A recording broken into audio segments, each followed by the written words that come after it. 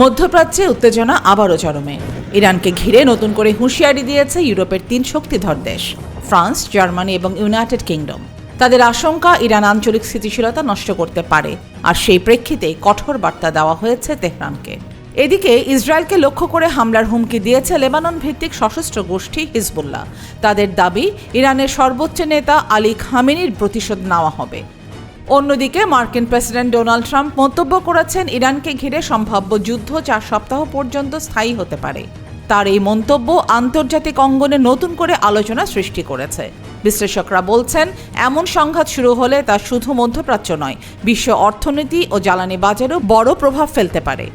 বর্তমানে কূটনৈতিক তৎপরতা বাড়ানো হয়েছে। ইউরোপীয় নেতারা সংযমের আহ্বান জানাচ্ছেন, আর জাতিসংঘ পরিস্থিতি নিবিড়ভাবে পর্যবেক্ষণ করছে। তবে সীমান্তে উত্তেজনা, ক্ষেপণাস্ত্র প্রস্তুতি এবং পাল্টা হুমকিতে পরিস্থিতি অত্যন্ত স্পর্শকাতর। ফারহান আহমেদ, আয়না টেলিভিশন।